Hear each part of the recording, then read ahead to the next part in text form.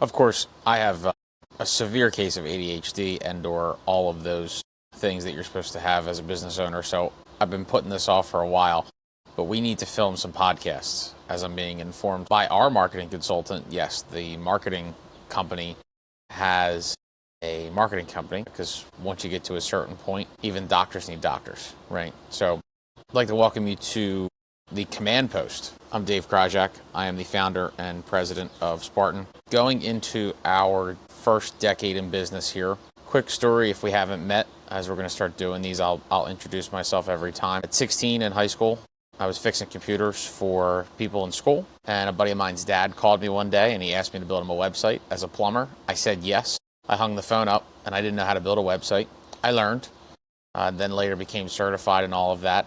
And now Spartan is generating approximately $100 million a year in revenue for our clients in the home services space with 15 full-time All-American employees. And we are the Special Forces marketing and website development team for home service companies and contractors in 35 states all across the United States. So that's how we got here. The team and I have been putting together some notes on what's important coming out of our client meetings. We typically meet out of our clients, we meet with over half of them monthly, about 30% of them bi-weekly, and then 10-15% of them weekly, and the rest on quarterly and annual basis. And out of those meetings, we record most of them. So we pull a lot of stuff that we're physically talking about, and that's what I want to derive into this podcast. From a structure perspective, just going to talk through shop talk. I'm not going to do anything in any acronyms. I'm not an acronym fan here. And that's about it. So the biggest thing from the last accumulation of all of our notes is what happens when the phone stops ringing. And I'm going to keep talking, but I would like to have you join me for a cigar. I'm not going to do anything official here. Normally I'm in suits and ties. I come from a musical background in school, but now t-shirts and shorts and all that. So I'm going to keep talking while I go get a cigar. But the home services space, I've noticed, is always really rough, because what I see happening is these people, you get into business, you're a painter, you're a plumber, you're an electrician, doesn't matter. You typically were a great operator, and great men and women, real patriots, most of them, and you get into business because you want to do it the right way. And this influx of leads come in. It's from your family, it's from your friends, it's from you going to local networking events. You get a lot of referrals. You do really good work because John the painter is the painter, right? So it's his name, it's his notoriety, it's his brand. And then what happens is you start to grow. And we've noticed this too, even as the marketing company that does most of this stuff for companies like that. The quality will go down a little bit while you're doing that change into what then becomes a good growth spurt, but you got to survive through that change. And what I've noticed is, believing on the referrals as a value, referrals are always going to come in, right? Hopefully, pending that you do good work and that you're a reputable human and that you don't rip people off, which unfortunately we do have contractors in the world that do that. So the predictability of all of that becomes my main concern, putting my CMO hat on. Some of our clients, we are their agency of record, an old school term for anything that touches marketing. We represent that for them. So when that happens and they come and they say, hey, Dave, these are going great. I'm getting 10 leads a month, but I need more and I don't know where to get them from. That's where marketing might come in. Marketing for referrals is more of an advanced tactic. I won't talk about that today on the B2B side. Word of mouth's not a growth strategy, right? I always say, that's awesome, John the painter. If those referrals didn't come in for 30 days, what happens to your business, right? We're in a different business than most people. We get paid monthly most time. So most of this is working with the accounting team and the finance team, if you have that. If not, it's working with your wife or whoever does the books of how many referrals come in, what mixture is that of the flow of your marketing. And I don't want to make sure that one avenue is not too much revenue, because if that happens, then if an algorithm changes, or if that salesperson quits that brings in 60% of your revenue,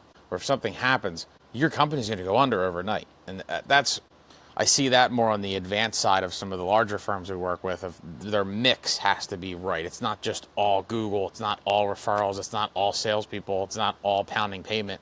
It's a really healthy combo of all of those things to help hit your goals. And we break that down by segmentation of what divisions of the business need to get that type of marketing so it works. I always notice too that marketing translates into a sales conversation very often. We as the marketing agency sometimes get blamed for the sales team's lack of results or too much thereof, or something's not happening there. An old coach used to say, activity does not always equate to performance. And I noticed that in the sales world of, you can go to all these events and see all these people and do all this stuff. Nothing really translates if you don't have a strategy around that, like a business development strategy or a business development playbook, or how your business will get those leads. In the home services world, events really aren't that best unless you do a lot of sub work for general contractors, or doing things in the union world, or doing things in the ABC world for Merit Shop, or both. And that, that activity needs to be with intent, right? And I want to see the sales team or something going out and actually, how do we do with that event? How many new contacts? Are we going to send them ads based off of what you said to them or what they said to us? Or how do they get this kind of email versus that kind of email? You really want to get that niche when you have sales professionals doing their job in a high performing way. But then sometimes they'll try to hide with that activity of, I go to 47 events a month. Well, that's great, Sally, the salesman. What's the number you're bringing in? Or how many new contracts, or how many new deals? And then are you winning those deals? Not our department. I just noticed marketing and sales typically go in hand. So we want to be careful about that. And I equate that to the marketing division of any company, small, large, solopreneur, $100 million company. We've worked with all of them. I see a lot of activity online, a lot of social media posting, a lot of we're doing this, right? Well, full disclosure, we're doing all this, right? So that we can get a long form of me riffing. We're going to cut it up into clips. We're going to put it on YouTube. We're going to put it on LinkedIn. It's going to go all kinds of places. But that activity is deriving to performance of you hearing about what we're doing and just our thoughts on the profession. But I see that activity on the client side when we bring in new clients of they're posting all this stuff on social media. Susie from the office just graduated from college. She's young. She's Gen Z. I'm Gen Z. I'm 27. And there's activity happening, but it's not designed to do anything, right? Meanwhile, there's some companies running hundreds of millions of dollars of ads that don't even have them going to the correct landing page. They don't have any of the tracking set up to know if we spend $1, how many dollars do we get back? Some of our best clients, with all due respect to them, that's all they care about. And that we respect that from a transparency thing. It's part of our warrior culture at Spartan of being radically honest. And if it's going to work, it's great. If it's not, we got to talk about it, right? And really keeping that honesty in the lead generation business and the website business is very tough sometimes. But our best clients, and culturally, we respect that as a firm too. We have thick skin.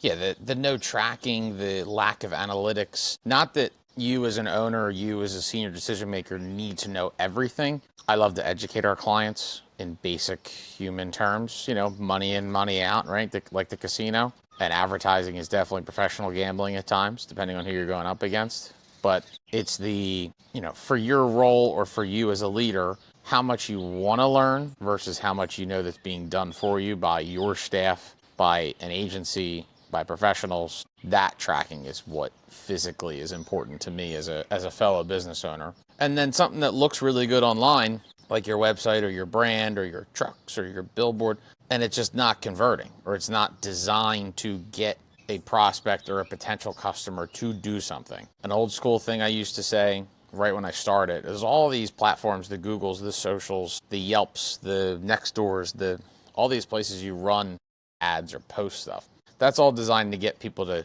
back in the day, come to your website, right? And then the website is, hey, I'm Dave, here's my team, we do this, we can help you. And then that website is designed to get people to say, I would like to do free consult, free estimate, come to my house, or, oh my God, I need you right now, there's an emergency, right? Think of emergency responders. If, the fire department got all their 911 calls from Facebook, we'd be in a big sort of trouble, right? Everybody knows just to call that number and you're going to get help. Same thing in the demand generation business. If you're in disaster recovery or woodworking, tree work, anything that involves that world, that phone rings, you're on it, right? And that, I think of that for all of our companies now. When people talk about speed to lead and stuff, it's always kind of been preached. But now with the world of AI and just the automationness of everything, being on top of when somebody says, hey, I'd like to talk to you specifically because I like what you have to say, or I like who you donate to, or I like what you're doing. Really important that you track that properly and that you're on top of it as an owner. And that trickles down, I think, to the rest of the company. I am doing notes so I stay on track.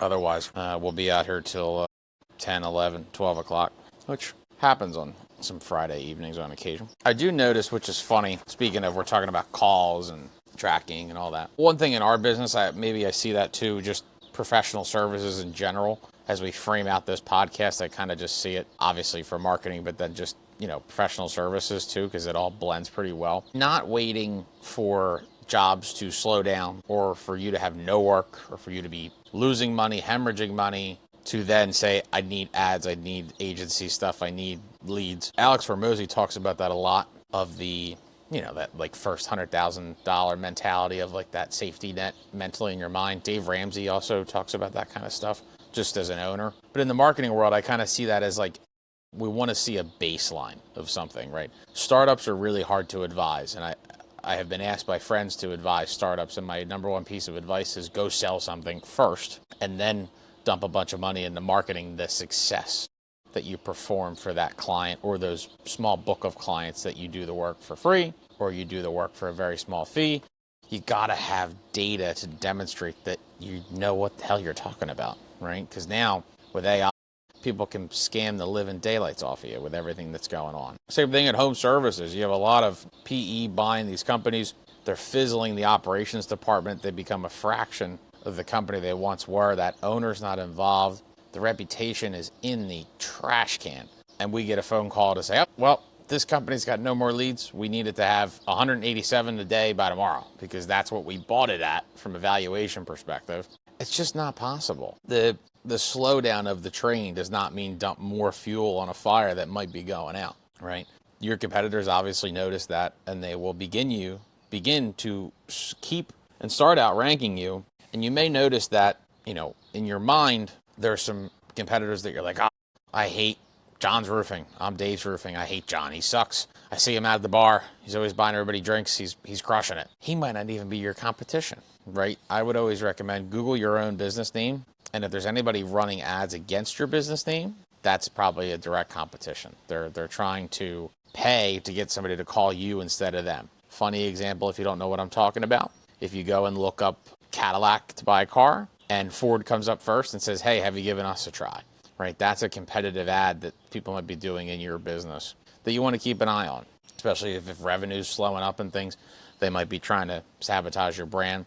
We see that a lot in the paid media space. We don't like to play that way. It's a big budget drainer. Google loves it because they're like a lawyer in that regard. They kind of take money from both sides and just keep arguing and arguing and arguing back and forth. And you just pay more for your own brand. If you're big enough, you're going to have to do it. But it's just one of those little things of, things are starting to slow down. You think to throw more money just into your own name. I don't see that working too well on the small to medium business side. I see that working well in enterprise situations, because your competitors can track that to the T with all the transparency laws and everything that Google now has to abide by in traditional search. I'm not talking about AI. We might need a separate 4 to 5 to 6 hour seminar on AI, because today is June 9th, 2026. It's probably going to change by the time this episode's posted, by the time we talk about it in a month. Just to riff on that a little bit, the AI space, when people think about regulated industries and what, they think of the internet as the wild, wild west, it is mildly regulated in terms of what the algorithm is designed to do. I don't have all the technical citations for you, but at one time when I was in the collegiate world, I did do some papers on how Google was manipulating the algorithm based off of your own ecosystem, which now, as we know, AI is framing all of that around you for your own little personal ecosystem in terms of what you buy, what you do, how you act, how your customers act. And that turns into more of a mind frame of, do they, customers aren't just going to Google, look at the first 3 search results anymore and make a phone call. A lot of them are asking AI, who do I call? And they're calling the first phone number, and that's it. I mean, they ask chat or they voice chat, and they're making a decision. That is still completely unregulated by our government here in the US. The EU is doing a little bit more ahead of that. And the reason why I say the regulation piece is Google search and Google Ads and those types of things have the same architectural structure that they've had, just like a bridge, right? The bridge is the bridge. It's been the bridge since 1952. They've done little patchworks on it, but it's still the same bridge that you still drive over to work, right? In the AI world, the bridge is there, but we don't know how they built it. We don't know what materials it's made out of. We don't know how many times a year it needs maintenance. We don't know anything about it because there's not been enough lawsuits yet to get the federal government or a government to say, Google, OpenAI, Anthropic, these companies, hey, I'd like to see under the hood of, what that engine runs and what's in there. In the old school search world, that has happened. If you've read about the monopolization stuff with Google and Facebook and all these guys and election transparency laws and those types of things, they're all required to disclose certain technical pieces of how these things work, which we, as the companies that work inside of them for a living, get access to and we can research. That's not fully developed yet with AI. It's so new. And I think we have this kind of .com boom going on with that. I wasn't alive by then. I was just a wee young lad there. But I think it's that mental from the friends I've talked to in the tech and the B2B space on where we're really going with that. And I think it's kind of the Wild West right now. Something we're looking at, is ChatGPT ads, right? Google Gemini is obviously going to start integrating some ads just like Google ads. But then again, when you look at the business reportings from a straight P&L perspective, Google's not losing any money on Google ads or Google AdSense. If anything, they're making more because the AI is driving so much more traffic in a directed way. The question becomes, who gets what direction and why?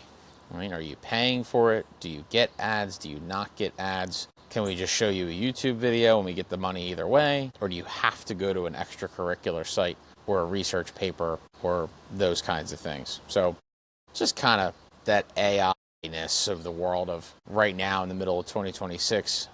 I still see it as we're going out to the Wild West to try to find some gold in them hills. And there's definitely gold there. We just got to start picking for it. The guys have a couple sales things on this I'm not going to talk about. I do think, though, to mention, just as an honorable note, if you're looking at what do we even start tracking, right? A lot of newer companies that come to us, or when I say newer, 0 to 5 million, of what the hell do we actually track? What do we look at from an ownership perspective to see if what we have right now is working? What I would ask your internal professionals, your external professionals, yourself, your partner, whoever you're doing this business with, where do the leads come from? I have some guys that literally have given it to me on a sheet of paper, right? The secretary writes down every time a call comes in where it comes from, right? Still in 2026, yes. There are paper files and things do get sent by the U.S. mail. Where are we losing leads, right? Can we not schedule enough? Can we not get them on the appointment? Are we booked too far out? Are we booked too soon? That whole, sales marketing crossover. And what does our competition do better? And I think a derivative of that question, who is our true competition? If we're talking just home services, right? When Mrs. Jones calls somebody for a new roof, right? Let's assume she's going to get 2 bids, not even 3. I'm not going to play the old 3 bid thing, right? Who's that other person that she calls? Is it just the next person? Is it her husband's brother's friend? Is it next door neighbor? Is it maybe, asking those questions during that process will help, even if you lose. And Mrs. Jones, very sorry we couldn't service you on this, blah, blah, blah. I really wanted to know so we can help the next customer. Where do we lose out, right? That helps the marketing team, that helps the sales team. You figure out that visibility before you dump all this money into a giant ad campaign or SEO or AIEO and all that new stuff. See what's working right now, and you might be able to refine that a little bit. In the Spartan world, I like our defensive and our offensive tactics, right? Defensive is our stuff, what we own, our intellectual property.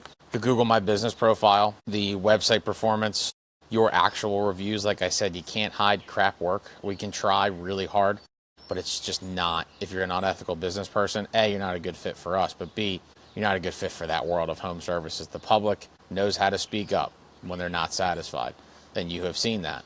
And just your SEO visibility. There's tools, public tools, just Google free website audits for SEO, right? We're also happy to provide one for you for no sales, no nothing. There were some tools that we pay for that are able to give that to you. And that gives you, hey, who do you actually rank up against when people like Mrs. Jones search for you in your marketplace? And that will be able to give you kind of what's going on from your side. You can own that, right? You can make physical changes to your intellectual property and your assets to make that better. And then from a leaky bucket perspective, kind of what, on the offensive side, what might not be working properly, a little bit more on the defense too. Are we missing calls, right? Don't ask me about AI call centers right now. We're going to pin that for another episode. But how do we process calls? How do we determine the priority of the calls, right? For commercial versus resi versus emergency versus non-emergency, et cetera, et cetera. That speed to lead, the slow follow-up stuff like I was talking about earlier. If we tell Mrs. Jones we're going to call her back in under 60 minutes, do we do that, right? And then on the defensive side, is the website and the call to actions that you want actually being done properly in your messaging? Call us today for a free estimate. Does the button work on your website so that they can call and they can click the button on their phone and it actually calls them, right? Little stuff, you might think it sounds like commonplace, but common sense isn't too common, right? That's a good line in here too. I do like having some notes. Most companies don't need more traffic. They need to stop losing the traffic they already have. And more numbers doesn't mean more success either, especially in the analytics. Agencies that try to lie about more big numbers typically are hiding a lot more than that. What else do we have here? A little bit more on the action side of this, just the actual questions like we just talked about. Do you know where the last 20 phone calls came from? How many calls go unanswered? When's the last time you actually looked at, like, Google yourself? Google you, the owner, right? Google your employees. Google your business name, right? If you have any litigation, is that finished? Is that, stuff like that comes up when people look you up. And that a lot of consumers really base that decision in the court of public opinion of what's coming up when they Google you, when they Bing you. And then is your competitors running those ads like we just talked about, right? Pretty good score. In terms of a little bit more technical mumbo jumbo too, I'll give you a couple more tactical things. Just going to read it. In terms of like immediate actions that you could take just yourself, it might take 5 minutes. Like I just said, Google yourself, test your website. Literally go to, I believe it's Pingdom, Pingdom. We'll put some tools in the description if you're watching this on YouTube. And if not, just shoot me a DM or shoot me an email. We will send you all the tools and we're not selling you anything, I promise. Like I said, we're more about the education piece of this side. Making sure your website works. Test all the buttons. You, physically, whoever's watching this, go to the website, test all the buttons, call all the phone numbers. Make sure if you have tracking phone numbers that they're set up to go to your actual number. How many reviews? How recent are your reviews? And then a little more 102 stuff. Are you actually asking your customers for them at the perfect time during an interaction? There's a lot of really great pieces of software. Applause is something that we've seen a lot of our clients use. We don't recommend one tool over the other, but then there's a couple manual processes too. Kind of as the guys and gals are sweeping themselves out of the house, they can get that hard copy review from Mrs. Jones with a little QR code on there and a certain amount of surveys to make sure that she's going to actually give us a solid review. And then what do those reviews say? There's some articles on our website about that. It's different now, right? Google's not publishing names of technicians and all that stuff you might have heard years and years and years ago. It's the actual integrity and quality of your company that it's going to continue to recommend as you, the advertiser, continue to advertise your company. Not to say it doesn't matter. It definitely matters who does the work. But Google's more focused on you as the firm, right? And then tracking. Even if some of our best clients, like I said, they started on paper. We got them into a really fancy Excel spreadsheet. Just the Googles, the social medias, the websites, direct call, friend of a friend from another company, right? That B2B, like the marketing for the referrals, or I call it marketing for lunches generated of like those B2B referral partners. That would be a good close proximity to you for business. And you can make them look really good. And then how you're actually answering the phone and getting that next step in that sales process or that marketing process documented. And getting to know your numbers, right?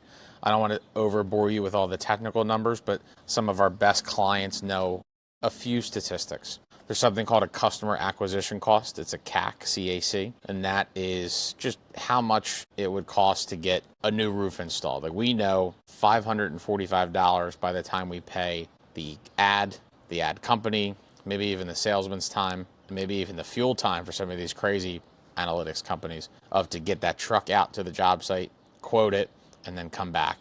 That finite number of how much that costs. Another good one is the actual conversion rate on your website. And what I mean by that is there's a funnel that, how many people are viewing, coming in, reading a little bit, filling out a contact form, and actually submitting a contact form, right? Big number to little number all the way at the end, that actual conversion rate of your website, so that, every 10 people that come, you might get one to actually move down the pipe of the next stage. And that helps design that marketing strategy of how many humans we actually need to get to look at our stuff, to hit your sales goals and to hit your sales numbers. Another thing that I notice in our business, there's not a lot of high trust anymore with the ethics of how agencies operate, but we're kind of in the business with you, right? We're in the partnership business. The determination of our success makes your success a lot better, and it helps you hit your sales numbers, which makes us look really good. And I can see that you're making a lot of money, which makes me very satisfied.